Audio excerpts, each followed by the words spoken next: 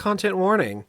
On this podcast, we discuss sensitive issues, including, but not limited to, swearing, tasteless jokes, situations of a sexual nature, and drug use. This podcast is not intended for children. Special warning for this episode, everyone. We're going to be talking about child abuse. So if you're not into that, skip. Okay, bye.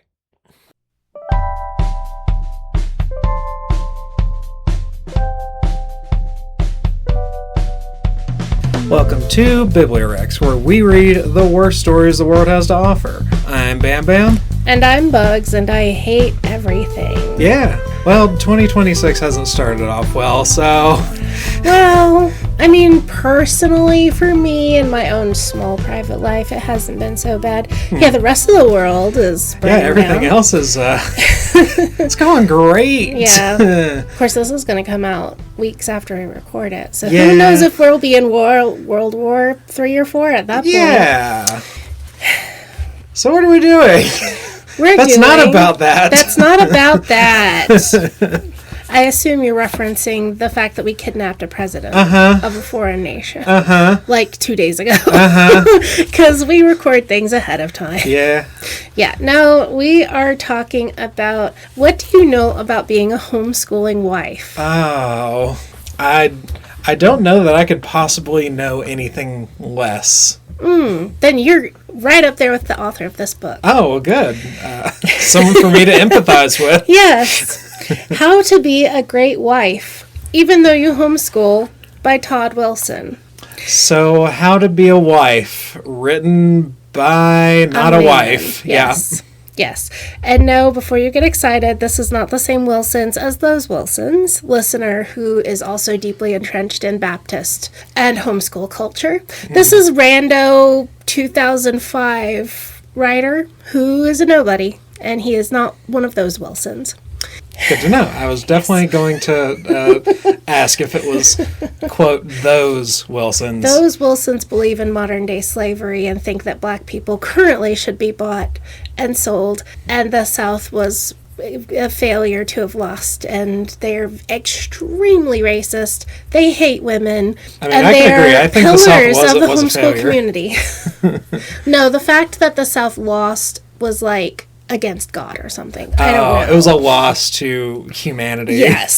Something. Anyway, they're awful, but they're pillars of the Southern homeschool community who do Vision Forum, I believe, and this is not that Wilson. So we're not going to be that bad today. No, not that type of bad. This is a different type of bad. Okay. This book came out in 2005, which was when I would have been early high school, I believe. This guy has been driving around in his RV with his wife and their 8 children. Already sounds like hell. Yes. Giving talks at homeschool conventions and telling men and women how to be better homeschool parents. He has given himself the title of homeschool expert. Which in the homeschooling community anyone can have, because there's no actual standards around anything. Oh, probably before we get started, yes, I was homeschooled. Yeah, probably good to establish. Also, I have very strong opinions about how it is wrong to homeschool your children. People will say, well, this person did it well, that person did it well. I don't care. I hate homeschooling. I think it should be illegal. I have seen so much harm caused by homeschooling that I hate homeschooling. If you're going to sit there and whine at me about people you know who did it good, fine. Good for them. I don't care. I hate homeschooling. Yeah. Kind of one of those situations where, sure, it can be done good, but maybe all the good that's done is just shielding all the bad that happens. Yeah, it's the tip of an iceberg, and the iceberg is murdered children. Under the water are hundreds of thousands of children who are ruined for life, who do not have life skills, who are abused. And in that 10% are children who are actually actively beaten, harmed, and killed. Children have been murdered because they were allowed to homeschool, and the child disappeared from society, and nobody knew. When you actually research the harms that can come from homeschooling, pretty fucking awful harms. Yeah, I can see that. So if you're on the fence or you homeschool and this will offend you, go to the next episode. Go to a different episode. That's fine.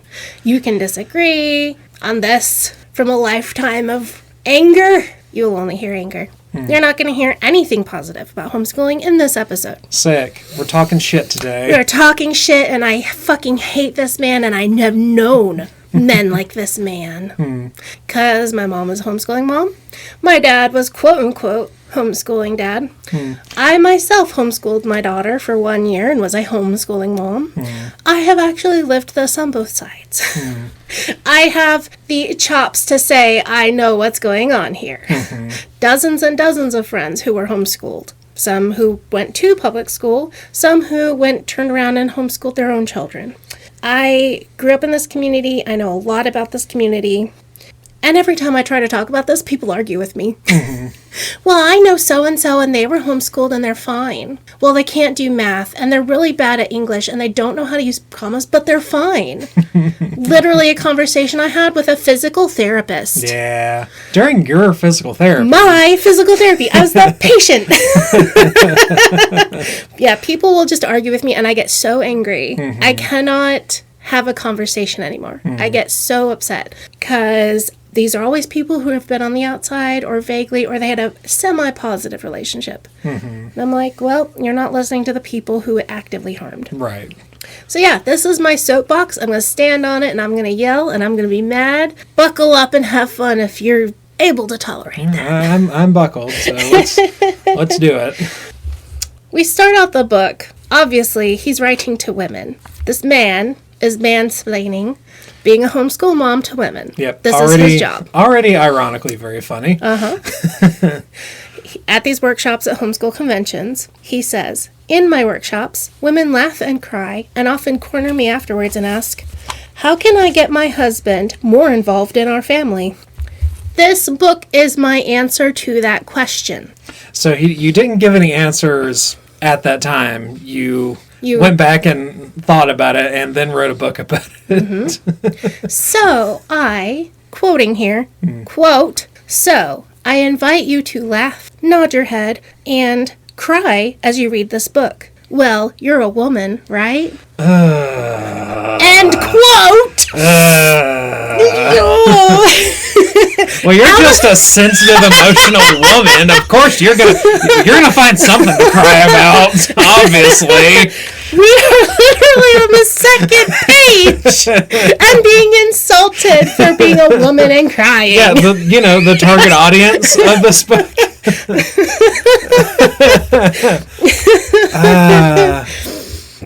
But he is saying, yes, there's a real true problem in homeschooling families. The husband is not involved.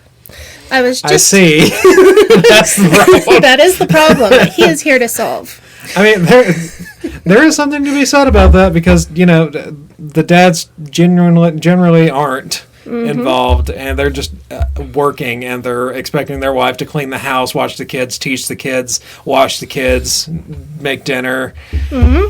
She has all of the job of a stay-at-home mom, cooking, cleaning, raising, rearing. Add to that school teacher, disciplinarian, principal, all of the jobs that a teacher also has to do.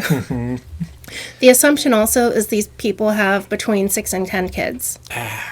Most of these families, a small family is like 4 kids. Like, we knew some small families who had only 3 or 4. Yeah. And they were fine. They weren't special. They were just kind of, you were weird if you had 1 kid. Like, we knew some people who were really strange who only had 1. I was like, why are you even here?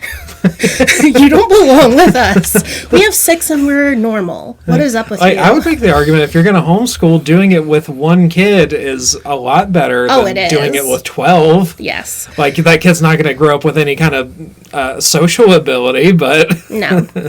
They probably learn something.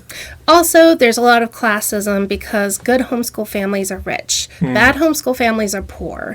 And that is an attitude that you find in a lot of society and a lot of different groups, because the idea is, well, It's fine if you homeschool as long as they're not on activities. They have a social circle. You go to church. You go to all the church events. You go to on vacation. They do sporting events or something. Right. Poor families who have 6 kids cannot put their children in sports. Rich families who can afford sports are very rich if they can put 6 children in 6 different sports. The other issue is ages. He is assuming, because I know his type, that the children in this idea are only like a year or so apart. Probably. Yeah, but their youngest is probably 4 or 5, and the oldest is maybe 15. Yeah, someone who can co-parent with you. Yes, he is kind of assuming that we have a spread of early teens to early toddlers. We're not talking to a woman with a newborn. We're also not talking to a woman who all of her children are in high school. Because those women are in the thick of it, and they're the ones crying about this. Yeah. I have a toddler on potty training, and I'm also trying to teach a child to read, and I'm also trying to teach a child middle school English, and I'm also trying to teach a child algebra. I also have to put dinner on the table. I have to clean up. I have to get the laundry in the wash, and then I have to wipe the table, and then I have to sweep, and then I have to get everyone to bed, and then I have to get myself to bed, and then my husband wants sex. Yeah. This is what her life is like. This is what he actually knows. This is the women he's talking to. Yeah. Just so everyone else in the audience and you understands, he doesn't say any of that in this book. He is assuming, but I know he's assuming that you know. Yeah. I'm just laying it out. That is what life is like when you have 4 to 8 kids. That's their age split. Those are the things you have to think about every minute of every day. And I only homeschooled 1 child for 1 grade. And that was hell. So he is saying, you want your husband more involved. What does more involved mean in this situation? Ideally, it would be he's taking some of the responsibilities teaching. He's taking over some of the responsibilities with disciplining and maybe some of the house chores.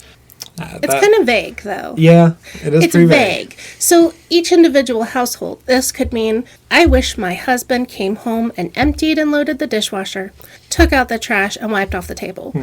That would be a very practical. How can you help? Clean up my kitchen so that when I come in here, I can cook without having to clean it first, right?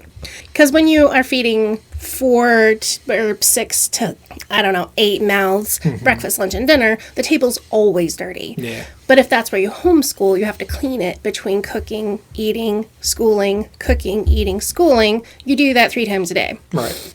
We're thinking of practical things, right? Right. He just says, be more involved. He does not give anything concrete. Yeah, so that could be anything from, make a snack for your kids and take your shoes off before you go in the living room. All the way to what I said, maybe. Or it could mean, if he was a math teacher in his day job, teaching the children math when he gets home, helping pick out the curriculum, making a schedule, helping discipline children who are naughty during the day. But those are practical things. He just says be more involved because he's giving very broad. Any woman could look at this and think, yes, I want my husband involved. And each woman is going to have a different idea in her head of what she wants her husband to do. He doesn't want to go into the details of that, though. Instead, he tells us a story about a woman who interviewed him on the radio about his book, Help, I'm Married to a Homeschooling Mom. And she mentions that she had homeschooled 4 of her children all the way through high school. But then she got divorced because homeschooling took up so much of her life that it ruined her marriage. And now she warns other homeschooling moms not to let homeschooling ruin their marriage. Okay. So he's saying this is going to solve the problem of you want your husband more involved. But warning, if you don't follow me, you'll end up divorced like this poor woman who now has to have a job on the radio. Jeez. And I'm almost positive it is not the homeschooling that was the entire root of the problem there. We are taking this through a second hand, and this man seems to have a very, very skewed perception of everything. Right. Because, like, if your wife is working that hard and you're seeing that, you're not going to be like, oh, you work too hard with the kids. I can't take this anymore. At least, ideally, I wouldn't think so. No, that's what happened. She worked too hard on homeschooling, so he divorced her. And that is what he says will happen to you, homeschool wife. If you don't take better care of your husband, you'll end up divorced. Right. Let me put on my apron. I need to get myself in the headspace. Yes. Yep. You got the hair. You got the braid. Yeah, I do have apron today. All you need is the apron and the skirt. Yeah. Do you have an apron at home, though? He says, this is a sad story and an all too common one. The homeschooling world is filled with moms who are pouring their lives into homeschooling their children at the expense of their marriage. Part of the reason is because homeschooling is like a black hole. So, in this situation, is this not something that both parents are passionate about? Or is this not something that both parents care about? Like, in this situation, is it the wife really wants this homeschooling thing to happen and the husband is apathetic about it? Because if it's something they both care about, I don't feel like he would divorce her over that. That wouldn't make any sense to me. But if it's something that only she cares about... Mm-hmm. I've known families where you had both situations. Mm-hmm. I've also seen families where it was the dad wanting the homeschooling and wouldn't let the wife put the kids in school. Well, himself not having to do that. Correct. That's the worst version of it. Yeah. This is all rooted very deeply in patriarchy. Mm-hmm. Men do not do any child rearing except to spank or yell occasionally. Yeah. The wife is expected to do all child rearing and child teaching. Even if the husband is involved with it, I've never seen dads who actually taught their children subjects because this culture assumes the wife is going to be doing it during the day when the kids would be at school. Then the evening is to take care of her husband when he gets home from work. That's how these families generally work. Yeah, I mean, that's the version I think of when I think of homeschooling. Mm-hmm. It's not the one that works, though.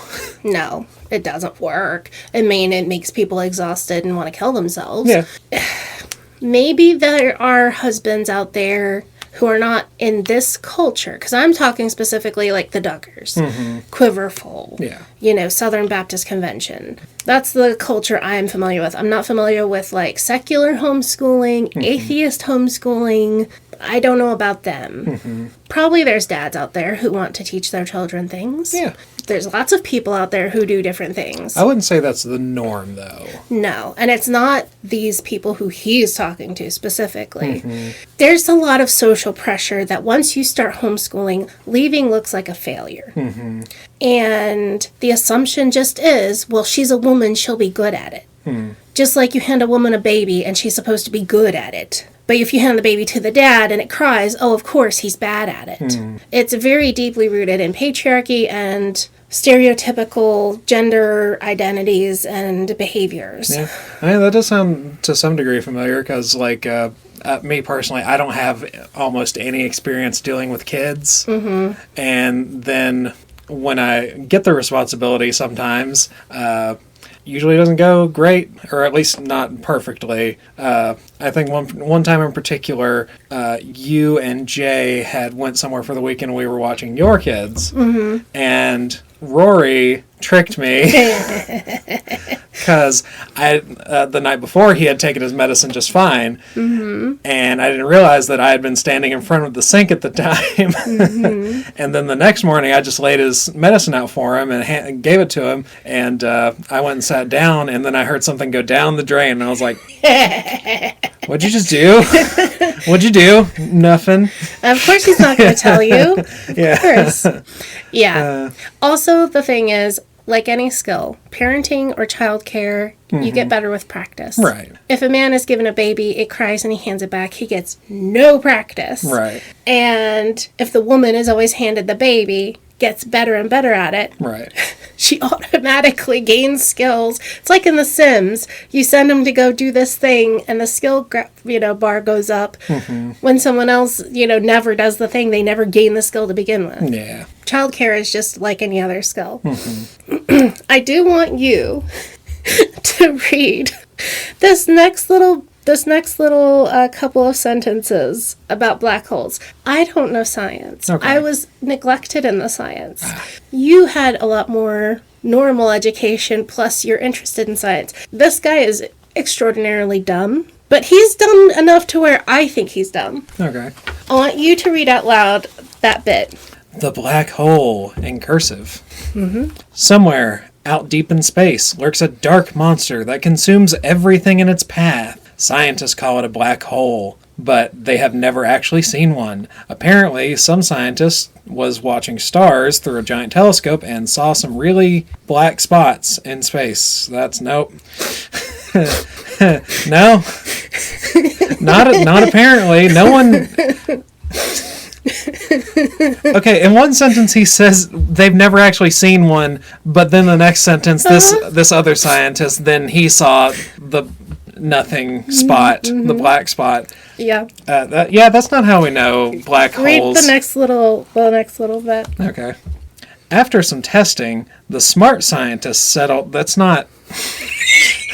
There is no the smart science. It's a scaffolding of acquired knowledge over time. That's not... Okay, anyway. The smart scientists settled on this explanation a long time ago. A long time ago, a big star got sick. Died, and then shrunk in size. As it shrunk, its mass increased, and that's not how mass... No. Oh, God. And began to suck in space debris, which increased it's increasing its mass. I mean, it makes sense now that it's increasing its... And its pull even more, which sucked in other space stuff, which increased its mass and its pull until it was sucking in everything that got too near it. There's a lot wrong with that. Yeah, but just... It's so childishly written. Well, it seems like he thinks he's explaining it to an idiot. Which, as a woman... So that's what he thinks mom, that a woman can't understand the concept of a black hole unless you explain it to her like she's 4. And she's supposed to be teaching children education. She's supposed to be educating children through high school. This is how he talks to women who are raising and educating children. Jeez. But yeah, as in the next line, the homeschooling can be a black hole. So it was all of that explanation of shit that he doesn't know anything about to say homeschooling can consume everything. So an unnecessarily explained metaphor so that you could talk down to a woman to try to badly explain how homeschooling can be. Yeah. Yeah, okay. Yeah, this is the height of his scholarly work in the book. I see. He works really hard on using metaphors to explain to us why homeschooling is hard. And homeschooling is a black hole, and that is supposed to explain why women are fucking exhausted every day after doing this. Again, assuming the 6 kids, the age range, the multiple grades. Right. That he is talking to moms of doing this. Yeah. So he's trying to be sympathetic. Homeschooling is a black hole. I understand. It sucks everything out of you. You think about it all the time, don't you? You're the homeschool mom. You read homeschool books. You have homeschool friends. Quote... I mean, it just sounds like a really incestuous community that nothing really comes out of. It becomes your identity. Right. Like, you're not getting anything except homeschooling out of it, and it just kind of... I feel like it just very quickly becomes like a toxic pond of anti-culture. It becomes a cult. Yeah. It becomes a cult very quickly. Yeah. Quote, if you are totally honest, even during an intimate time with your husband, on some rare occasion, you find yourself thinking about, you guessed it, homeschooling. So he's telling homeschooling moms that they think about homeschooling while having sex with their husbands. That's fucking weird. Yes. So this is the type of woman he's talking to. And someone it who does is just completely consumed with homeschooling. Yes, that is her entire identity. Couldn't be that, this is an unhealthy thing to do to a person. No. And we shouldn't do that. It couldn't be that. I think it's worse than pastor wife, because you have to actually be married to a pastor to be a pastor wife. That can be an all-consuming identity too. But you have less choice around whether you take it on or not. Homeschool mom is a choice. You can put your kids in public school. I put my kid in public school. It was devastating and broke my identity, and I had to rebuild it over years. But it is possible, it does happen. Yeah. But yeah, this culture, that is the thing you are. You have no hobbies. You have nothing in your life except homeschool mom. And your kids are homeschool kids, which they must announce to everyone all the time. Yeah. No.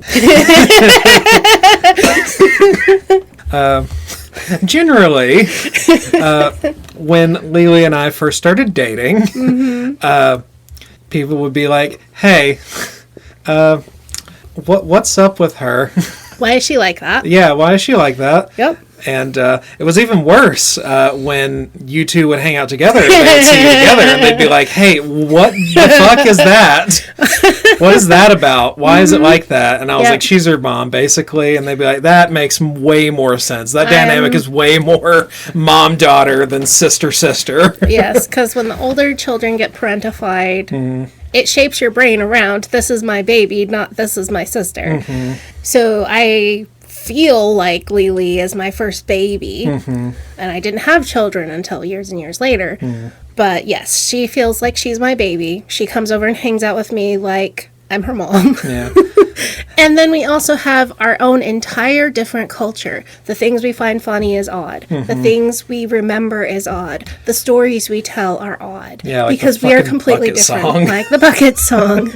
The things we do are unique and different because we were set aside and we grew up in a different culture. Yeah, it was a totally separate culture that had very little outside influence. And what little outside influence you would get would be like, I don't know. Sometimes pop culture would seep in. Yeah, and then you guys would like burn it to death, it seemed like. Or you guys would get like some movie tape or something like that and like just play it to death. Like I think you said your brother was super into watching Indiana Jones constantly. And he would watch it, and that was like one of the few more recent pop culture things we were allowed to be into. So yeah, it becomes your identity. It becomes a cult, depending on the group, depending on the family. And he's saying, that's fine. That's normal. That's what we expect. But your husband is being neglected. Oh. That's what the point of this book is. Oh. It's the husband that's getting neglected. It is. The wife who is, doing all these chores and all these extra things. She is neglecting her husband. I see. So to solve the problem, remember we laid out the problem. She needs to put more effort in? She needs to put more effort into taking care of her husband. Ah, I see. If only she would take care of him, he would be more involved. Ah, I see. The slave isn't slaving hard enough. She's not doing it with a smile. Oh. Not only do you have to do all of this bullshit, you have to act happy or it bums out your husband. You must. Fuck you. You know how I talk about I get exhausted being around my family and I have to have my face on? Yeah. It was developed like this. Yeah, I get that. You have to smile when you see your dad, because if you have a neutral expression, you will be punished. You have to smile when you see your siblings, and now it's my husband and children, because if you have a neutral or downcast expression, you're sinning. You are being wicked. Yeah. If you are not cheerful and peppy. They call it online the fundy face and also the fundy voice. I don't have it I don't do that little girl whisper thing that Michelle Duggar does. I just naturally have a higher pitched voice. But you learn to put on a facade all the time, and you cannot take it off. I don't know how to take it off unless my family is gone. Yeah, it's like customer service voice, but all the time. Yes, your family is your customer service all the time. And then whenever you're too tired and you can't do the voice, everyone rushes around, is like, "What's wrong? Oh my God, I've never seen you look sad." And when you're trained like this, you cannot just stop doing it, because especially when it gets ingrained with morality, it becomes painful to try to shift from that. He decides to use a different metaphor to explain what you should be doing. I don't know why he chooses this exactly. It's kind of weird. He decides to use a plant as the metaphor for the marriage and the husband. So the stem is the husband marriage, and the leaves are everything else in your life. Okay. He talks about when you plant a plant, you're supposed to grab it by the whole plant, including like the leaves, when you pull it out of the container to put it in the ground. Because if you just pluck it by the stem, you can damage the roots in the stem. Mm-hmm. So you're supposed to grab it by the leaves, and if the leaves rip off, it can grow new leaves. Okay, fine. I thought you were supposed to turn over the potting plant and kind of shake it into your hand. Yeah, and I thought you were loose. supposed to like dig into the dirt and like try to cup the roots as best you could. Right. Like, I don't imagine just grabbing a plant, because it's like you go get flowers from Lowe's, you holding the container. He would just grab it by the stem at the base and pull. But that's how you pull weeds. Yeah. And then he saw something on TV that said you're supposed to grab that little baby plant by the leaves, then pull, because it won't damage the stem. I always squeezed the base of the little container and loosened it, turn it over if I can, and then pull it out as a whole. Right. But as far as like just a metaphor goes, yes, I can let that go. If we're talking about a tree, fine. You don't cut, you trim the branches, you don't cut the trunk. Okay, fine. So through the rest of the book, when he says stem, not leaves, he means husband/marriage, not children. So the children are the superfluous thing you can get rid of? Yes. And homeschooling Jesus and anything Christ. else in your life. They don't matter if you damage the stem. Huh. So the marriage is the stem, or the husband is the stem. He uses them both at the same time. So when he says marriage, he means take care of your husband. So is the wife the person holding the plant, or is she also the stem? She's the one caring for the plant, which was why it feels like the husband is the stem. But he uses the stem and means marriage several times in this book. It's a messy metaphor. It's not very good. Yeah, it's really fucky. It also puts the husband in like a weird place, because I mean, it's equating him to a child. I think that's part of, like, that's another reason, like, the patriarchy is harmful to everyone, not just women. It's mostly it's mostly harmful to women, to be fair. No, it's also harmful to men. Yeah, it is also harmful to men. So he says, think of your marriage as the stem of the homeschooling plant. All of the other things, curriculum, lesson plans, math facts, schedules, programs, are all leaves. So if your homeschooling center is the marriage, everything that actually is homeschooling is superfluous and don't matter. So it doesn't matter how well your kids get taught. That's what he's saying, so long as you take care of him. So it's a priority thing. You should be taking care of your husband first, and then all this other bullshit with the kids don't matter as much. Correct. I see. Because, quote, however, if you neglect your marriage, overlook it, or put it on hold, you run the very real risk of bruising the stem. If you ruin the stem, all your best efforts will not save the plant. Let's take the illustration a step further. If you nourish the stem, allowing it to grow strong, you assure the health and success of the plant. Translation: take care of your marriage and homeschooling will take care of itself. That's not how that works. Schooling doesn't do itself under any that's something you very purposely have to do. And like, especially with multiple kids, because most of those kids aren't going to be paying attention. Like, that's one of the few benefits there are of homeschooling if you don't have that many kids, because you got one-on-one interaction with that kid. You can see when they're actually paying attention. You can't do that with 12 kids. Right. But it's something you very purposely have to be paying attention to.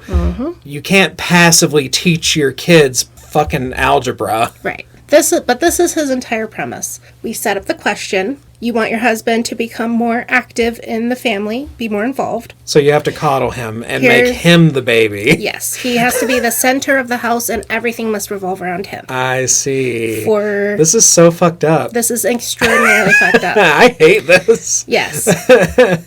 Chapter 1 is Desires of the Heart. And the first example is Chewy, a Chihuahua.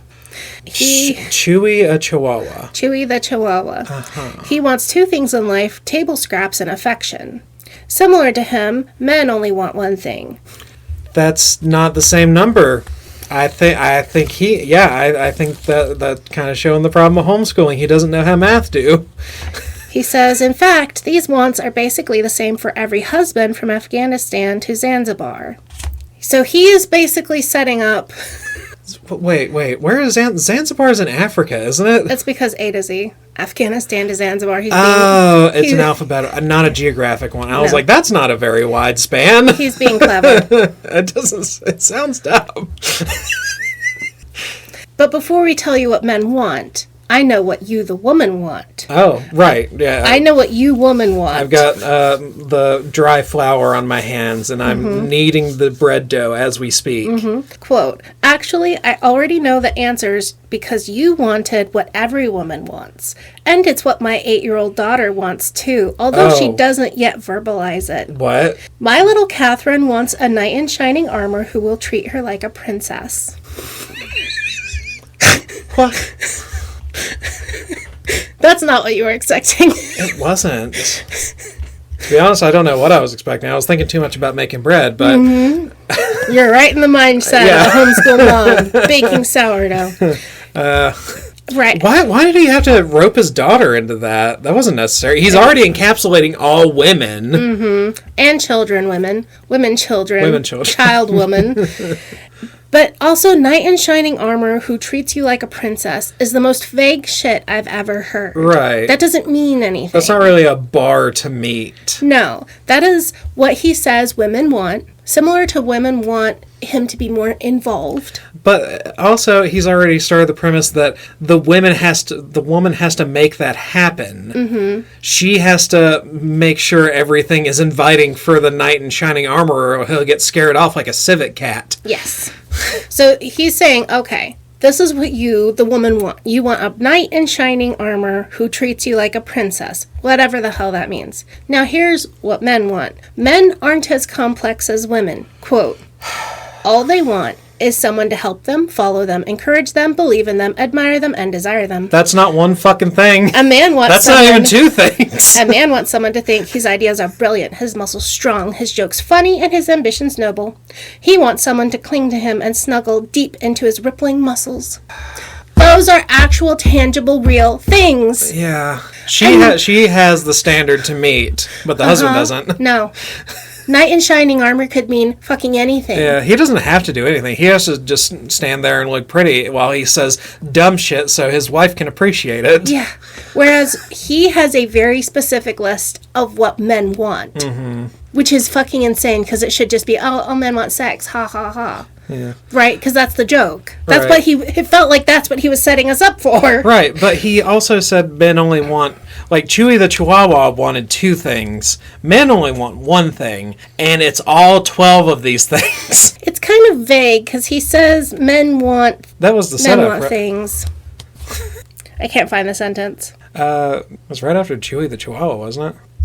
Oh, I missaid it. In the same way your husband has a clear set of wants. So they are multiple. Okay.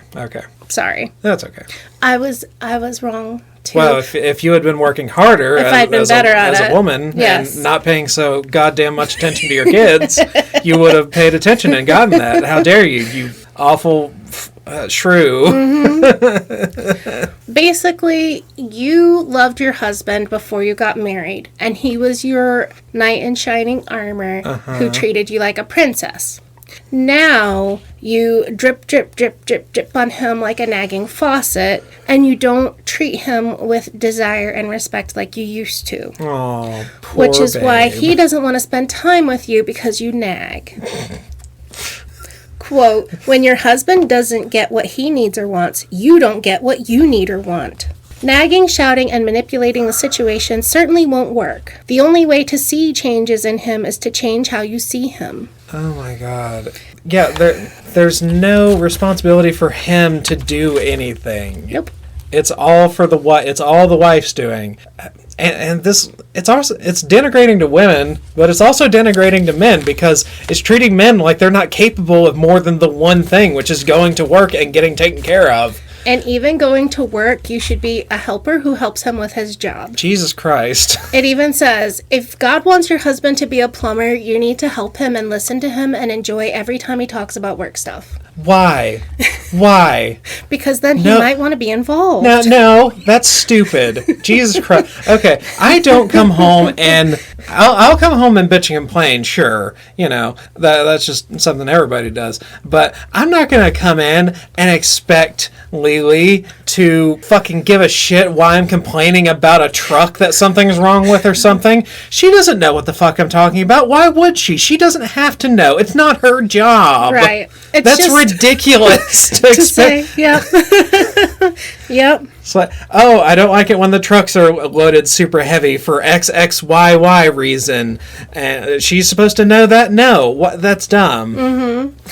And the thing is, you shouldn't have to pack your own lunch either. Jesus she should be packing your own lunch. You shouldn't have to iron your own shirts because that makes you feel unloved. Why should he have to... let's see. Another way you can help your husband is to help him be ready for work each day. Quote, maybe you think you don't have time to iron his shirts and there's no reason he can't take care of it himself. He could, but then you miss out on the opportunity to show him that you want to help. Oh my God, this is treating women like interns. Yeah. That's so funny.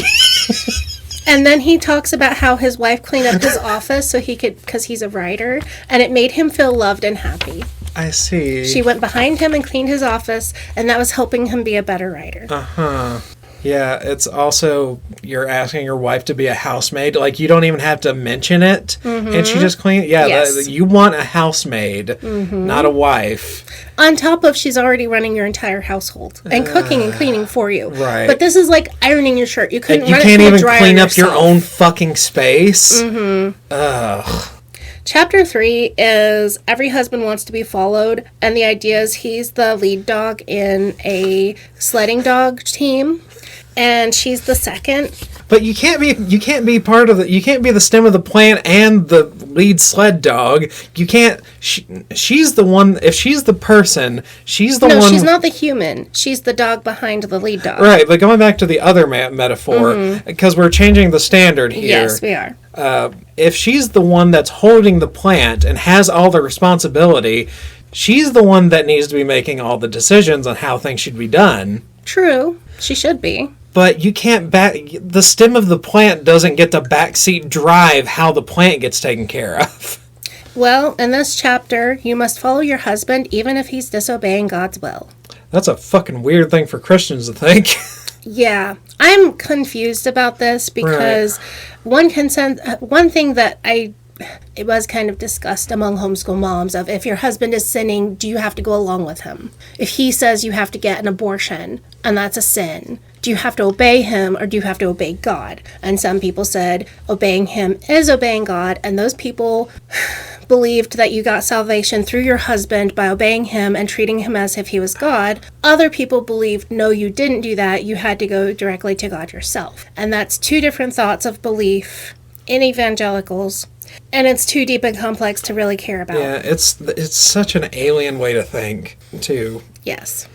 But in this chapter, he says, if you are the second dog behind the lead dog, and you hear the master tell the lead dog to go right, and he tries to go left, if you try to go right and follow what the master says, you'll get punished too. And that is just saying you're following an invisible voice telling you to go places you don't know where you're going, and you just have to follow your husband because whatever he wants to do is what you have to do, regardless of whether it's the right way or not. Also, one more thing.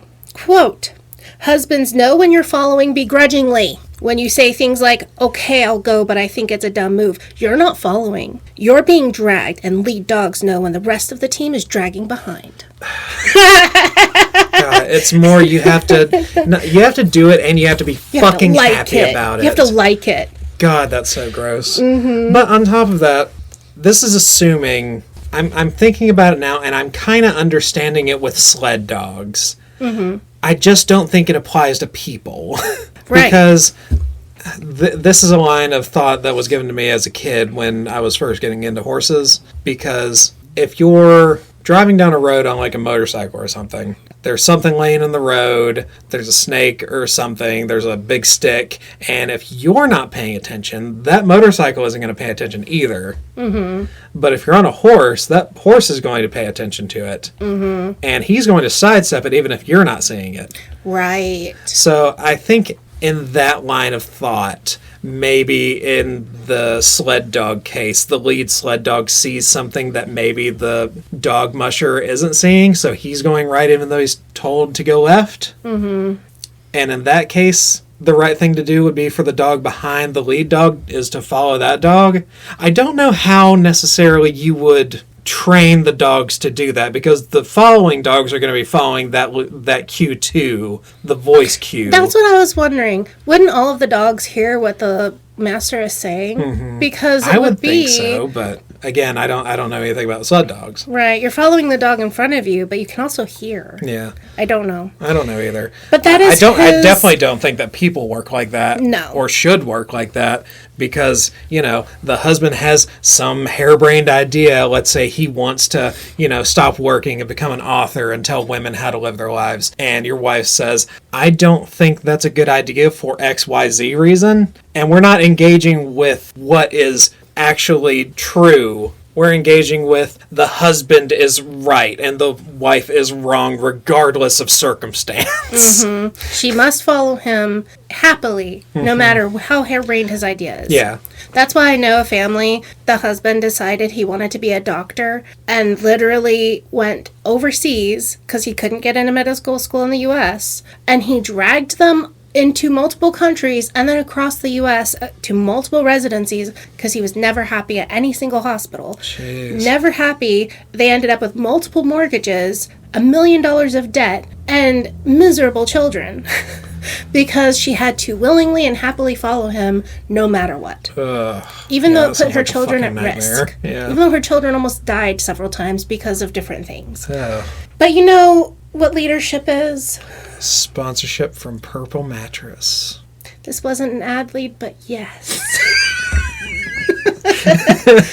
Light bulbs. We will be back with a message from Light Bulbs. Light bulbs. I'm husband, and light bulbs are my job, and then I don't do them, and my wife gets mad. And that's her fault. It's her fault. Smile and like it, bitch.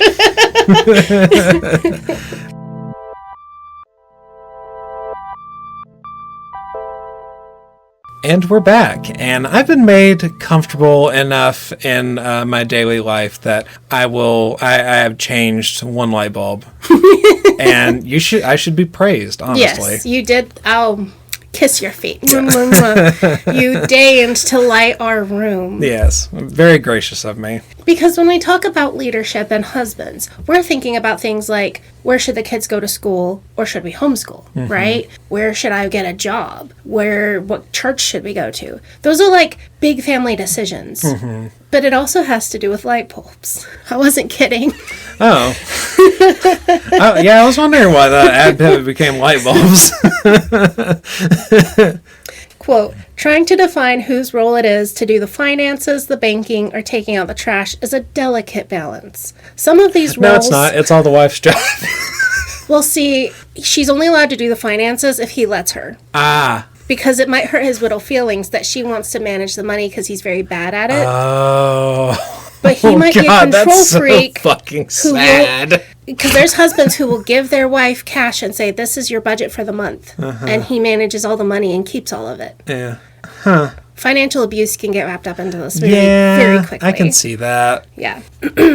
Some of these roles are woven into the very fabric of who we are. For me, changing the light bulbs in the house is one of them.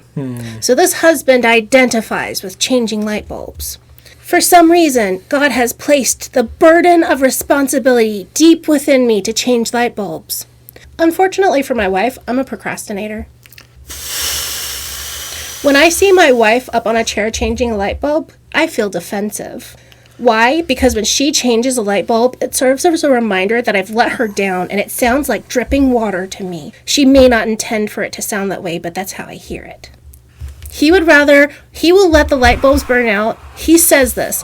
He will let the light bulbs burn out and move to another room. But if she puts in a light bulb, he gets angry. What a fucking douchebag. Yes. She can't even fix it herself. Like, it's his responsibility. Okay, so anytime there is responsibility that he has accepted, he still doesn't fucking do it. And she can't tell him or ask him because that's nagging. And if she does it herself, it's hurting his little feelings. Yes. They are supposed to God ignore damn it, the there's darkness. no fucking win. No, none. Jesus Christ. Talk about gaslighting. Like, this is no... You have to sit in your dark-ass house and until your it. fuck-up idiot husband deigns to get off his stupid ass and change the goddamn bulb. Yes. Ugh. Quote, even if the trash is piling up or the car is about to fall apart, unless your husband asks you to intervene or delegates the task, you mustn't rob him of his role by doing it yourself. Oh my God. You're given all the responsibility of running a household and no authority. Mm-hmm. Jesus it's Christ. Misery. It's slavery. It is slavery. It is horrible. Ugh. And it says, oh, and some men don't like to lead. You just have to wait until they do. Oh my God. Decision making is a man's priority. Mm-hmm. Unless he doesn't feel like making the decision, in which case you kind of just have to vibe. You just have to wait until he does it eventually. Yeah, we're not going to deal with all this medical debt. We're just going to sit on it and not talk about it. We're just going to ignore it because he won't face it. Yeah. Yep. God, I have a lot of medical debt. Anyway. If he does any little thing, if he changes the light bulb, takes out the trash, you have to praise him and tell him how amazing he was that he picked up the bag of trash. I see. Again, it's like encouraging a toddler. Yes. You have to treat this adult-ass man like a baby. Yep. If your husband is a passive husband who doesn't do anything, it's because, quote, this husband is like a dog that has had his nose slapped so many times that he flinches every time someone lifts a hand. I see. He's passive because women have abused him his whole life. So again, it's women's fault. Do you want to hear how they abused him? Oh, God. They said, I should have done it myself. You're always doing it wrong. Can't you do anything right? That's a dumb idea. That's what anyone said to him, and now he won't do anything. And it's the woman's fault. I see. Quit leading. Refuse to lead in your husband's place. Tell him he's great, smart, wise, and strong. And then the end of each chapter is this little checklist of how can you be a better wife. Think about what you've done. I have to take pictures of some of these. Jesus Christ. Every husband wants an encourager, which is basically anytime your husband does anything that you would like him to do, you have to kiss his feet and worship him. And if he spends all week working, when he gets home at 10 p.m., you have to say, thank you for providing for the family, and ignore the fact that he's missed dinner for the last 5 months. So at what point is the man saying this stuff to the wife when she's taking care of the kids and the house and the food?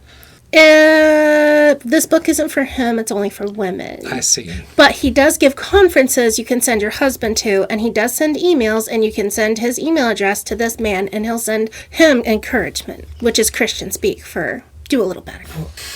Literally, as the wife, you can do nothing to help your husband. You cannot communicate to him any of your needs. You cannot tell him what you want. You can only hope he does something useful, and when he does, worship him. It's trickle-down economic. It's trickle-down relationomics. Yeah, there we go, yeah. If he makes a point to be home for dinner one night, tell him how much you enjoyed having him there, and how much the kids enjoyed it too. The one time he shows up. I mean, on one level, if I was to try to put this in the most positive possible light, this is kind of like your spouse gets home and you're having dinner and you ask them how their day was. On that level, I can see like these are just kind of polite niceties that might make someone feel better. I don't think it should, obviously it shouldn't just be on one person, but having these as requirements for wifeliness is weird, because Yes. it should just be, these are things you should be doing if you care about someone. Because, if I haven't seen you and Lily for a while, Yeah. you're busy, you go see your mom, you go do other stuff, and so we miss a couple of weeks, and we see you, it's like, oh, hey, it's great to see you. Yeah. How are you doing? What's Yeah, going on? and When you're you asking genuinely questions. care, you actually will smile and say, what's going on? How's so-and-so? How's your job? People naturally do those things when they are interested. Yeah. But we're saying you have to do them even though you're dead tired and exhausted. You got up at 6 with the baby. It's now 7 p.m. He just got home from work. You have to prop his feet up and bring him his plate and also be interested in his job. Yeah. Oh, God. Quote, I talked to one woman who said that she told her husband that she was turned on, sorry all you Baptists, when she watched her husband vacuum. Do Baptists not have sex? Or do they just not talk about it? They would not talk about it. I see. Being turned on is not a Baptist thing. Oh, okay. But one woman said she told her husband she got turned on when she watched her husband vacuum. Quote, that man probably wore out the carpet from vacuuming after his wife said that. It's exchanging sex for housework, and we've talked about that before, I think. Mm-hmm. Yeah, we have. It's just dumb and gross. Because it's not like the husband lives in the house too, or brings in his dirty boots and should sweep up after himself.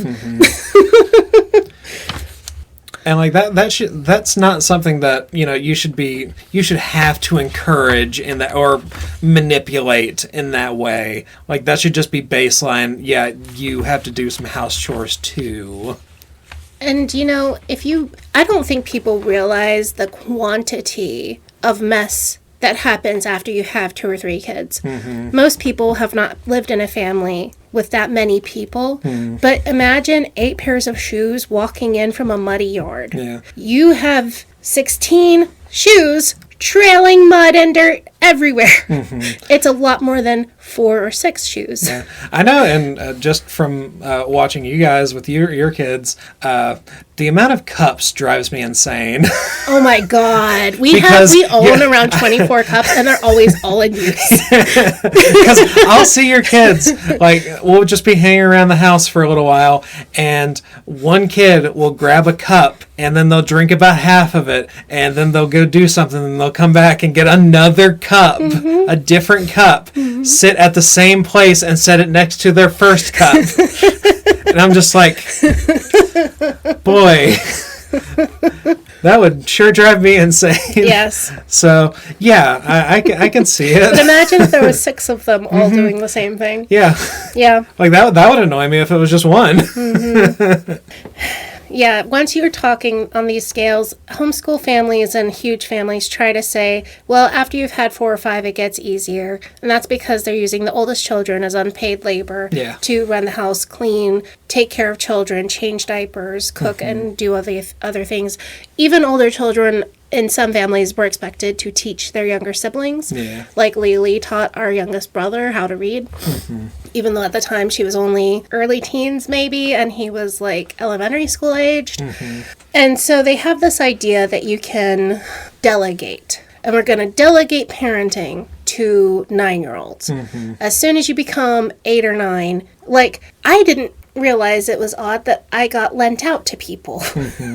I was literally, Mom's friend had surgery, and I was given to her for a weekend to clean her house, and I was 7 or 8. And my mom just treated me like a thing, like a vacuum we're going to share with somebody, and they're going to go clean your house for you.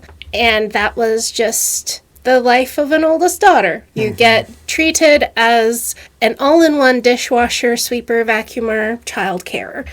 You can't hand me a baby doll except I start rocking it and kissing it and singing to it, because you can't hand me anything baby-shaped and I start treating it like it's a baby. So he is expecting moms to be doing that. And sometimes the kids are just too young. Sometimes that just doesn't work. Yeah, or they're not mature, or they just aren't capable of teaching other kids like that. Yeah. Also, there can be some families' oldest sons will be given the work and parentified. In some of them, it lands on the oldest daughter, no matter her age. Yeah. Or it becomes an opportunity to bully your younger siblings. Like, I taught my little brother how to count wrong. Oh my God. You're terrible. You're a terrible person. Oh, chapter 5. Every husband wants to be believed in. So no matter how silly he is, you must believe in him. God damn it. It's this man, this guy in particular, but also the clay man that this guy is constructing for this book is so emotionally fragile. Fragile, yeah. Like, I would, even if I was this emotionally fragile, I would be embarrassed to be this emotionally fragile. And to write it in a book. Yeah. This marriage sounds like misery. Yeah, you've got a husband that won't do any of his responsibilities and gets butthurt anytime you call him on it. Ugh. Like, you want your husband to discipline your children, and then he goes overboard. And that's all it really says. Oftentimes what happens is a husband overreacts, starts yelling, doles out some oversized punishment, and then his wife jumps into action, undoing all that he has done. So she expects a stern talking to and maybe 3 spanks. He instead screams his head off and gives the kid 20 spanks. When you have chore or discipline charts, spank charts, sometimes certain issues will be given a certain number. What the fuck is a spank chart? Oh. My life What the flashed fuck? before my eyes. Excuse me?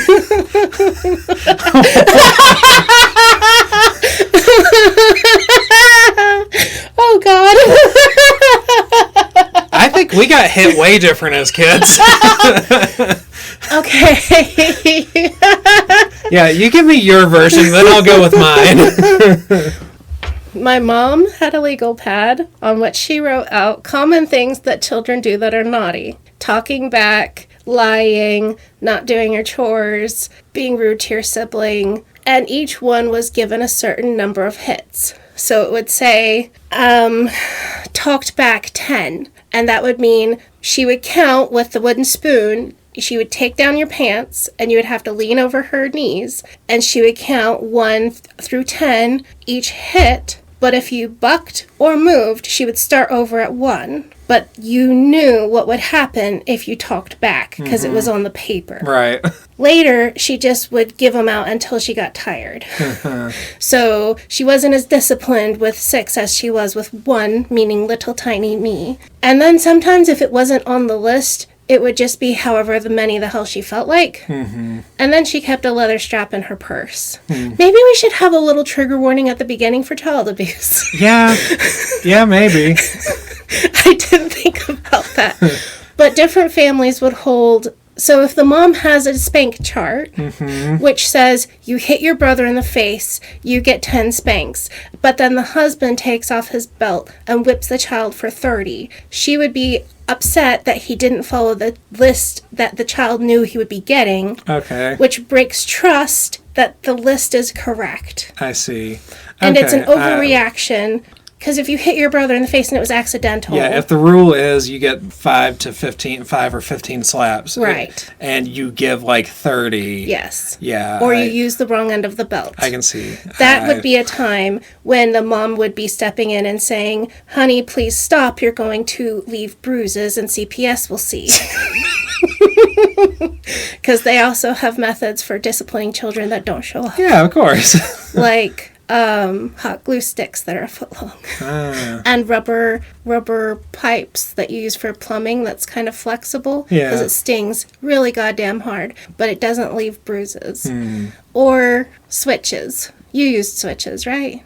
No, we didn't do switches. Oh, you didn't go out to the apple tree and cut switches? No. They're very flexible. They can cut you if you're not careful, but they don't leave bruises, but they hurt really bad. Yeah, they don't leave whelps. Yeah. Huh. Yeah, I've never heard of a fucking spanking chart. That's so much more diabolical, honestly. I would sit there and read it and memorize it and try. I would think ahead, well, I'm not planning on doing anything naughty today. And so I wouldn't wear my thick pants, and then I would accidentally do something wrong and get beat, and I'd be really sad that I didn't put on my thick pants. And then my brother would start wearing 3 or 4 pairs of jeans because he would get beat every day, and Mom couldn't get all of them off his butt, so she'd have to beat him through them. He was a very bad kid. He got beat all the time. Yeah. I was a very good kid after the age of 6 because I got all my beating done between the ages of 2 and 5. Yeah. I mean, and another way too, at least you have set out rules though. Some families didn't, and it was really confusing. Yeah, that to me seems worse, because that's how I grew up with it. Like, it was at any time there was like a 1 in 10 chance that my dad was going to become like a psychotic monster and hit me about it.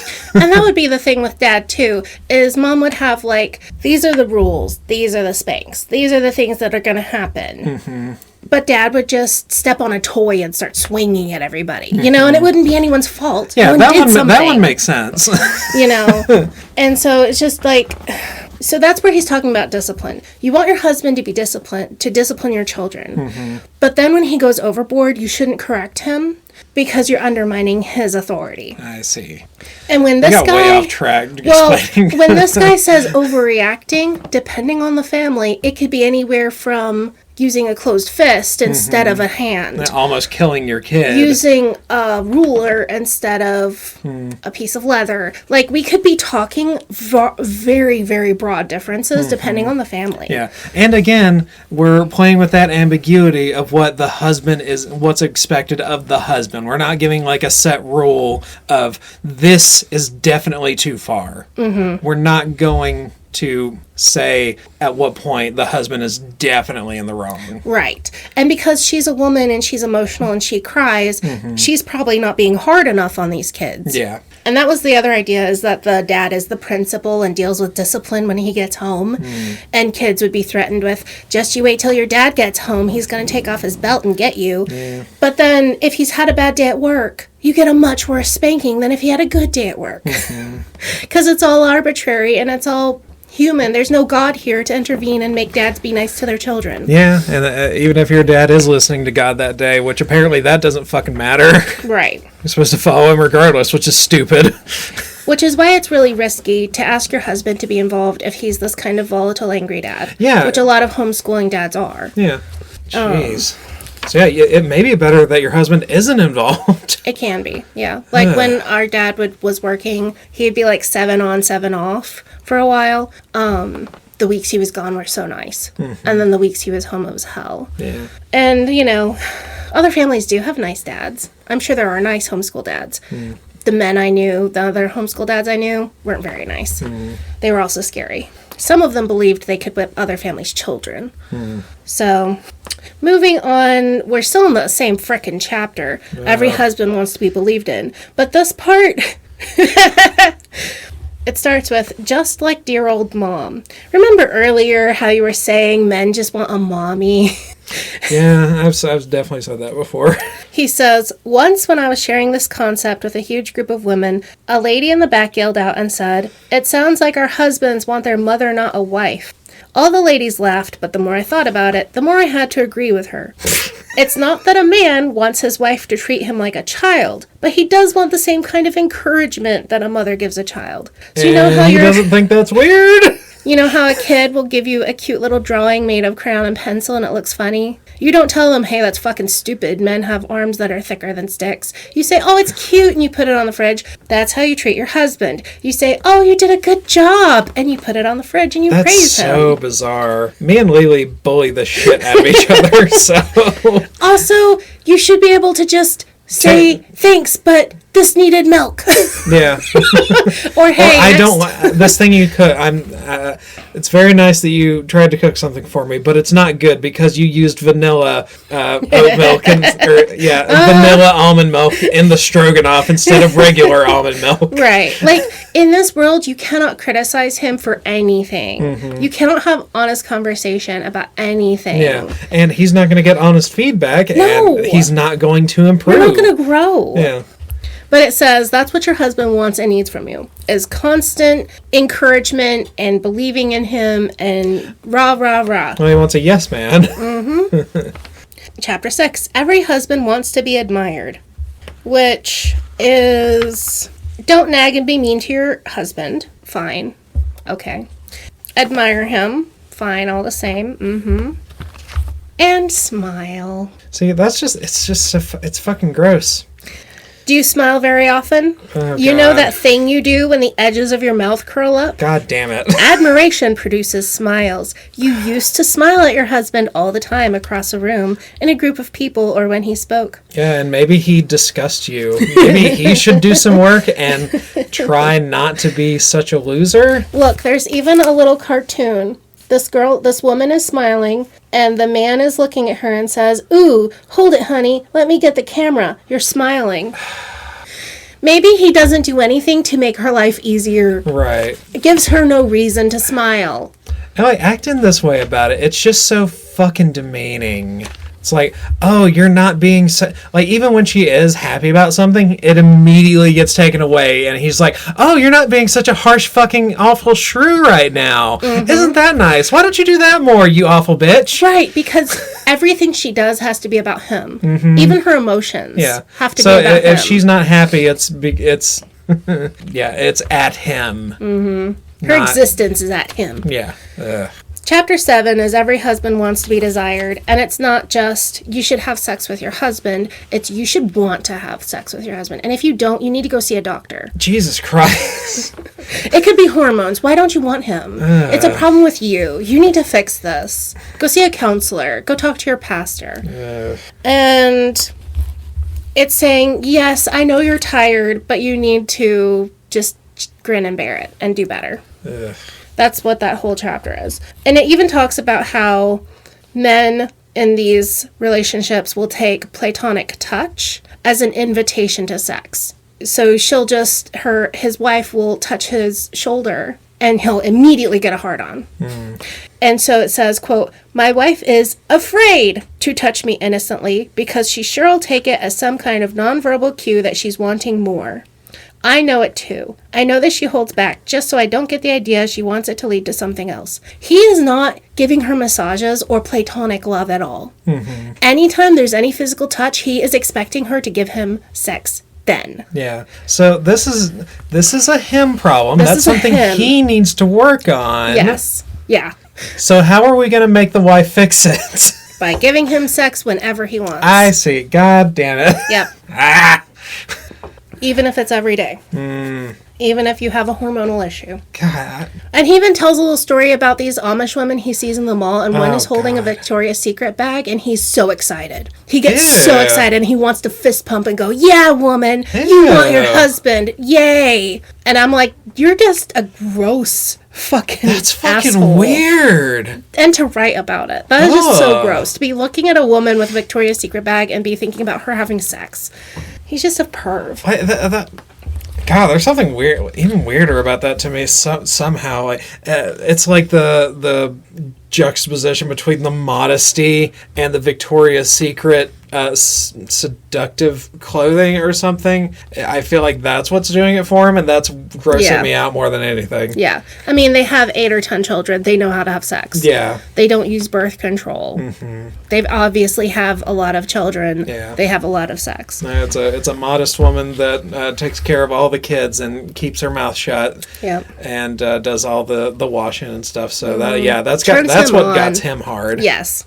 She knows her place and gets the fancy undies. And she ain't got no teeth. Ew.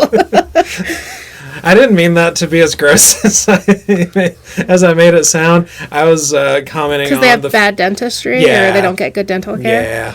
I remember I make some deliveries to a fair-sized Amish community, and I was very confused about their teeth at first because I had never thought about it before, because some of them would have almost perfect teeth, like weirdly perfect, and then the other ones would have like the worst jacked up teeth. But then I found out all the ones with the really perfect teeth had veneers. Oh, yeah. They don't just they don't brush or use regular dental care. I don't know. That's the brushing. I think it's just they don't have like any kind of corrective work done when they're younger. Interesting. Yeah. So I think at some point, if it's bad enough, they'll just get all their teeth pulled and replaced with veneers.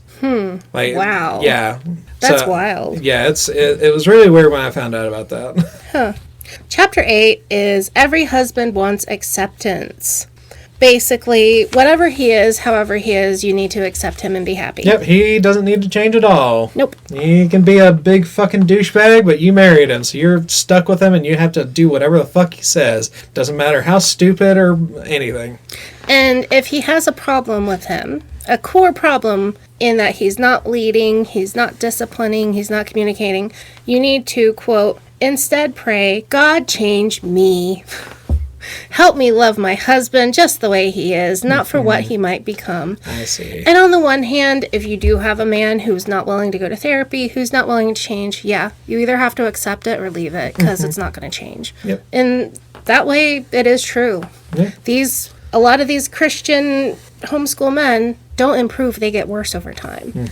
They become more abusive, more demanding, and more mean because nobody is there to correct them. Yeah, which is a lot of the time why the wives are perceived as nags, because, you know, they have to make this work. If they're not going to get a divorce and the husband is going to change, you have to start nagging. Your choice is do it, all of it yourself, or keep asking every single day. Yeah. Yeah. Chapter 9, every husband wants to be number one. And that's your wife's job. That's so fucking weird. Just pushing off all your emotional insecurities on your wife is wild to me. There is so much to do and accomplish. There are children to teach and care for, a house to keep clean, and clothes that need washed. It's easy to take your husband for granted, to assume that he's okay and understands the importance of your job. It's not that you don't love and care about him. It's just that the squeaky wheel gets the oil, and he just doesn't squeak as much. The kids squeak continually. The result is that when a husband feels like he is way down the scale of importance, he gravitates toward the things that make him feel important, like work, hobbies, friends, or someone else. Oh, God damn it. I was going to make a joke about it, but he said it for me. Basically, you know, babies should come before your husband, in my firm belief and opinion. Yeah, I think caretaking the kids comes before, making sure your husband's hard-on is taken care of. And people tried to tell me differently when my children were babies. I just never believed them, because you have an innocent, helpless child that cannot feed themselves, cannot clean themselves, are at constant risk of dying if you look at them wrong. They can be dropped and die. You have to be very careful with babies. Yeah. And people would be like, well, don't leave your husband. Don't ignore your husband. It's like, but this child needs 24/7 care. Yeah. The only this time husband I'm not presumably can feed and clothe and shit by himself. Right. So, and isn't doing it every 2 hours. Yeah. Like, I have to feed this one who's crying. Surely the other one can feed himself. Yeah. Surely the other one, because I'm not even asking him to feed me and the baby. I'm saying, can he please make himself ramen or get himself cookout for this night? And they're only babies for, 12 to 18 months, and then they're toddlers, and then they are so much more capable of doing things. But when they're babies, they really do take all of your time and energy. And if you're having kids constantly, like every year or other year, you're in that 12 to 18 month phase all the time. So maybe it's also an issue that you shouldn't be having kids for 11 to 12 years straight. Yeah. And it is exhausting to your body. Your body produces this baby, uses up a lot of nutrients, it leaches from your bones. I knew people who had severe health problems every time they gave birth. And they were still expected to put out and be ready to have another one in 13 or 14 months. And it was insane. And it's just, he wants this woman, this hypothetical homeschool wife, to be a superhero, to be a super person, to never need sleep, or alone time, or platonic touch, or food, or care. He's not giving her... The only time he suggested she take a nap is so that she is prepped for sex at bedtime instead of being too tired. If he says, you're too tired to have sex at bedtime, you need to make sure you squeeze in a nap. That is the only time he suggests that she needs care. And he's like, well, if you're too busy for dates, hire a babysitter. It's like, you're assuming she has the money for a babysitter. Who's gonna... Do you know how expensive if you're paying $20 an hour per child? Oh, is that how the rates go? That is now. Jesus. And even back when it was just like minimum wage, $7 an hour per child, if you have 6 of them, and you can't leave the oldest in charge if she's only 12 or 13, that's not legal yet in some states. That's it can be crazy. really hard to find a babysitter who's willing to deal with 5 kids, and some of them are toddlers and babies. It can be nearly impossible. And some homeschool moms will trade babysitting, but then that one mom will be caring for 11 or 12 children because she's caring for her own and her friends. Right. But then you have to be willing to exchange and deal with the other person's kids. And babies who are breastfed are a lot more clingy and unwilling to go to strangers. They're much more attached to their mothers and siblings. Yeah. So he's not even dealing with, this is not feasible. It can be completely not feasible. Yeah. Like going through all the effort to get some time off kind of defeats the purpose in a lot of ways. Because then you're signing yourself up for babysitting someone else's 6 kids for 2 hours. You're completely exhausted just by the thought by the time you actually get to start resting for a little bit. And it's not the husband's job to hire the babysitter, to arrange the daycare, to do any of these things. It's on her. Of course not. He's got a 8 or 10 hour shift or something. Whatever the hell he's doing. Whatever it is, he's not capable of doing anything else. Sorry. You shouldn't have even asked. I don't know why you asked. So he says, I'm not writing all of this to make you feel guilty. I'm writing to remind you which is the stem and which are the leaves. Because the husband is the stem. You can't do it all, so don't even try. Take care of the stem and the plant will thrive. If you make your husband feel like number 1, your homeschool will be successful and your children will grow up ready and prepared for life. Okay, but it's a stupid metaphor because the leaves feed the plant. The kids don't feed you. That's why this is a stupid metaphor. Because you have to have the could have leaves found a better one. to get the sun and to... Right, you have to have the leaves to photosynthesize. and breathe. Yeah, and you don't need kids for that. No. So, yeah, it's just... And it's not true cause and effect. True cause and effect would be hire help during the day to help you homeschool, help you clean the house, or, hire a mother's helper, whatever you need to get your things done so you have time to rest in the evening before bedtime. None of this is practical. This is very similar to the magical thinking we've seen in other books. And it's also magical thinking that a lot of Christians do, in that if you pray harder, God will take care of you. If you think magical thoughts, you'll get that money. You'll get that job. If you pray hard enough, God will intervene and do blah, blah, blah. We're just placing all of that worship and thought and effort toward the husband instead of God or the spaghetti monster or whatever, We're just... Whichever imaginary thing. Yes. We're just diverting that mental effort toward your husband instead of actually anything practical. Yeah. That's just so bizarre. Like the husband being superseding on God's behalf is so bizarre to me. Quote, if your husband doesn't feel loved, helped, followed, and all those other things, he will pull out of family, homeschooling, and your marriage. So at the beginning you were saying, I just don't believe that a husband would leave his wife for homeschooling when that's what they want to do. Yeah. This guy is saying, yeah, he will. And this... And I'm sure the threat happens. Yeah. But if everyone involved was being realistic, the problem is the homeschooling. So I feel like you could just drop that and you don't have to divorce your wife. Yeah, you just put your kids in school. So I feel like... Or you stop having kids. You stop at 2 like I did. Yeah. You literally make a different choice. Be reasonable. But, couching them all together is the wrong thing to me. There's also this magical idea that there will always be enough to satisfy Christians' needs. I knew a Bible study leader who said that no Christian has ever starved to death. That's not true.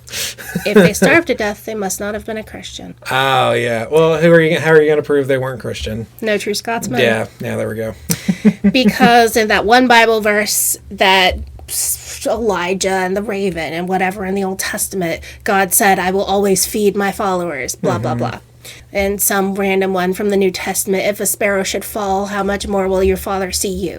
Blah, blah, blah. If you take those literally, which some of these people do, and they will then apply that concept that no matter how many children you have, there will be enough. And if there's not enough, you're wrong. There is. You're not, it's your fault that you're not resourceful enough. It's your fault you're hungry. It's your fault that there's not enough shoes and clothing. There is a similar thing I heard a couple of years ago. Me and Lily had started dating, and a coworker of mine who was older than me, he was probably like in his 50s. I was talking about we probably weren't going to be having kids or anything like that. And I had cited the main reason being, especially right now, I don't think that it's financially feasible for us to have kids. Yeah. And his answer to me was, oh, well, you're never going to be financially ready to have kids, so you should just go ahead and have kids. And I'm like, that's fucking dumb. Yeah. But at the same time, my friend, who I worked with at the time, also heard that bit of advice from him. And he took that to heart. And now he's got 2 kids and is financially struggling pretty much all the time. Diapers are expensive. Diapers are very expensive. And kids have to go to the doctor a lot. Yeah. So I put all of my dreams and my education on hold so that I could get through the diaper and early childhood stage. WIC, Women's, Infants, and Children's, nutritional supplemental program, that was what kept us from going hungry for the first several years that they were born, because there wasn't enough money. And I would go to Walmart, because they give you freaking 6 or 8 gallons of milk a month. It's an insane amount of milk. I would go and get all of the milk. I would turn it into yogurt. I would turn it into cheese. I would turn it into puddings. I would, cook it, freeze it, do everything I could to use every single drop, because sometimes that was the only way I could feed us. You get the beans and you make them stretch. You get the bread, you make French toast, you do whatever you have to do to make every single little bit. We would get so much baby food we couldn't use. I would turn the baby food plus milk plus rice into a pudding gruel that I would eat because it was disgusting and no one else would eat it. Yeah. But that was what we had. It had to be eaten. We couldn't waste it, and I didn't have food to buy myself something else. Yeah. So it's funny. You That's just the way do. I eat now. It's not fun. No, it's not fun, but it's cheap. I mean, we would get, from the school during COVID, they were giving out those lunches, and each one came with a chocolate milk, and the chocolate milk from school is gross. And we would get all of it, and the kids wouldn't drink it. So I would literally cook it with eggs and rice and make rice pudding, and that's a fairly decent meal because it would be sweeter from the chocolate milk, and with the eggs you have some protein. Right. And with white rice, it's tolerable. Yeah, it's that makes not sense. fun, but it is part of a meal. You can be really creative, and it's just not a fun life. Right. Talking about hand-me-downs, I was talking about with my kids and how they're so lucky to get new clothing. Even though it's from Goodwill, they get new to themselves clothing. Right. I got hand-me-downs from my mom's friends. I wore jumpers, the long denim dresses, when I was 13, and people thought I was the mom of my siblings because I looked like an old woman. Yeah. People thought I was in my 30s at 13. So we've got... Number one, we've got this idea that, you'll never be without the things you need, which, in reality is false. But also the way in reality is you can get by, but you're going to be fucking miserable. Yes. And you're going to be suffering way more than you really had to. Yep. And also, we've got survivorship bias. Yes. Because you're not hearing from all the parents that they got so fucking stressed out from not being able to feed their kids, they started doing meth and then got their kids taken away. You're not hearing from that fucking guy because nobody listens to meth heads. Yeah.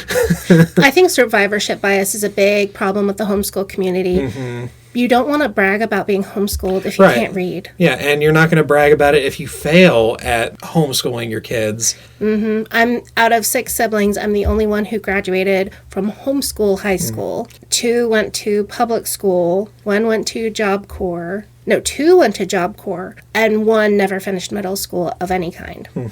And so the one who'd never finished middle school isn't going to go around bragging about being a homeschool kid. You're not going to hear about it. And, I know a mom who lived this life and killed herself. She couldn't tolerate the mental anguish of dealing with this, and then divorce and stuff. her kids being fucked up. Yeah. And you're definitely not going to hear from her. No, you won't hear from her or her family. And if you do, it'll be, well, she didn't love her husband enough. She didn't try hard enough. She wasn't Christian enough. That's what people talk about. God damn it. Yeah. Ugh. You blame the victim because we are going to ignore the system that is bad. Yeah, of course. Chapter 10, the end. Thank God. Is there something fun about this chapter? Yes, it is. This episode's been fucking dark. This is a roller coaster. Fun fact about this episode. This is the second time we recorded it. Yeah. Because we lost the audio to the first one. Like a year or probably like a year and a half ago, we did it and the With audio Jay. was borked. Yep. I think for that one, the idea was you had just done a cursory skim. Yep. And was just presenting it to myself and Jay. Mm-hmm. And that episode was I really liked the way we did it. That was a fun episode. It was really fun. Uh-huh. God damn, this one's fucking dark. I actually read the book this time. Oh. Yes. But this is the highlight. This is the end. This is the fun bit. All right. Chapter 10. Every husband wants to be told he has big muscles. God, let's go back and talking about getting hit Spank as kids charts. and fucking killing ourselves. Jesus Christ. Look at this. In a box, highlighted and bold. Hang on his arm and tell him that his muscles are big. I'm sorry, dude, that your penis is average or smaller. Or you're just insecure about it. It doesn't matter what the size is. Yeah. He's just insecure. Yeah. It says practical examples. Your husband pulls into a parking space at the mall and it's far away, but you shut your mouth and say, this is a good spot. What? So just lie to your husband. Uh-huh. Isn't that a sin? Since your husband is superseding on God's behalf, isn't lying to your husband also a sin? Nah, not when it's stroking his ego. What are the rules? Your husband gets home late from work. He misses the kids. He missed dinner. Instead of fussing at him, wrap your arms around him and thank him for working so hard. Or, cheating on you with a waitress. Your husband takes the trash out after forgetting the last 2 weeks, and you give him a big kiss and say, I really appreciate you taking out the trash. You're so strong and make it look easy. Yeah, and until then, you've just had to deal with all the overflowing amounts of trash in the house. Mm-hmm. One time... And how fucking dark it is. You can't... Well, the thing is, if you don't change the light bulbs, you can't see how much goddamn trash there is everywhere. So I behave the way that this book advocates to behave for. And my husband didn't take out the trash for 2 weeks, and there were maggots crawling across the floor. Mm-hmm. And I took a picture of it and showed him, and I screamed at him. And he started taking the trash out every couple of days after that. Sometimes nagging works. Sometimes letting it actually sit and create a problem and then showing him this fucking disgusting problem because he didn't deal with it, and then just absolutely losing your shit actually does get results, you know? Yeah, but you shouldn't have to get to that point. Right. It should be, you didn't take the trash out. And then he takes the trash out. That's how it should go! Yeah. But when you're this type of woman, you can't just say... Yeah, you just bottle that shit up until you explode. Until there's literally maggots crawling across the floor. Disgusting. But also, it wasn't my job, and it had to go on the truck, which he drove to work. I didn't have access to his truck and couldn't drive it. We didn't have another car. Yeah. I couldn't haul the way of trash myself. So, yeah, and this is just... And of course you don't remind him. He doesn't notice it. He just goes off and does whatever. Literally, men couldn't just ignore things and forget. You have to tell them. So yeah, it just says anytime he does anything that was on his list, like putting in a light bulb, taking the trash, say, oh, you were so strong. You're so good at this. I love you. Yeah. I'm so happy you brushed your teeth and wiped your butt. You good little boy. Literally, how you treat a toddler. We clean the room, you do the clean the room song, and we brush the teeth song, and the go potty song. But you have to do it your fucking 35-year-old husband who... But if you criticize him or say anything negative, he will go find someone else. That is the threat. Jeez. And again, that's not his fault. That's on you. Yes, this is your job. He's not cheating on you. You're driving him away. Ugh. For the rest of your life, hang on your husband's arm and tell him his muscles are big. And that's the end of the book. And insecurity so big. You also has been, it has had coffee poured on it. It has been like earmarked. Nobody else wrote in it, but somebody did write their name in the front. Jody Reed. Oh, Jody Reed, I'm sorry. I hope your life improved and you kicked his butt to the curb and you put your kids in public school and you got a job and you got happy. Yeah. So this is why I hate that entire culture. Yeah. I hate all of it. Makes everything sense. Associated with it. Yeah, it's pretty gross. People try to argue with me and I can't. I have to have a 2-hour episode of explaining spank charts and husbands and exchanging sex for dishes to encompass just toxicity. Pure toxic culture. Yeah, so sometimes you have to vent your deep-seated issues on a podcast. I mean, what good our podcast yeah, what else for, is a podcast if not? For? I'm doing this instead of therapy. So if you are a homeschool mom, put those kids in school. Trust me, it's not hard. You go down to the school. You say, how do I do this? They say, here's some paperwork. We need a birth certificate and ID. You sign them up. You find out your bus route. You put them on the bus. You say, you'll be fine. You pack them some lunch. You spend the first couple of months napping during the day while they're at school. You get yourself into shape. And then you decide, I'm going to go back to school. I'm going to get a degree and I'm going to get a job and do what I want to do. Yep. And it is possible to do that. And everything will be fine. You'll be a podcaster like me. As long as, your kids don't get shot during the day, but that's a different issue. Kids in that one Christian school got shot up by a fellow Christian schooler. Yeah, that's also a thing. And violence happens in homeschools. Yeah. By the it's parents almost like on the schools children. aren't the problem on that particular it's not issue. The schools, it's the guns. Yeah. It's kids having access to guns. But and people will also say, well, public school's bad. I got bullied in public school. I'm like, yes, people get bullied in public school and it's bad. I agree. Let's you solve also that got problem. socialized because you were going to get bullied like that when you became an adult and had to interact with people anyway.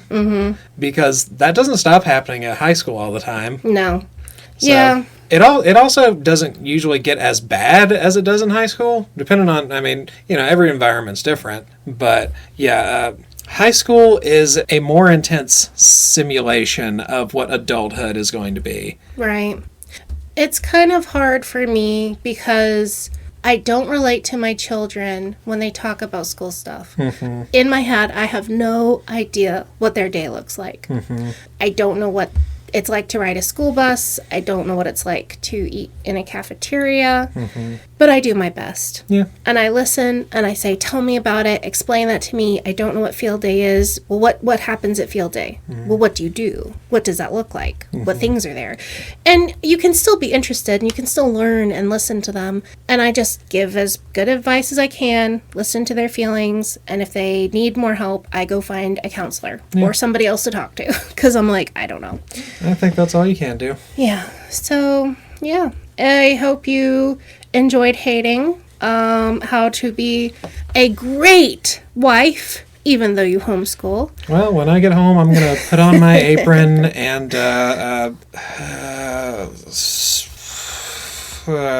suck Lily's dick. I don't know. Maybe she could go buy one. Yeah. She will buy one just to put you in your place. Yeah. And you have to tell her what big muscles she has. She'll enjoy that. And the minute she changes the light bulb or cooks a meal, you have to absolutely fall down on your face in front of her. And honestly, I would, because I always do the cooking at home. So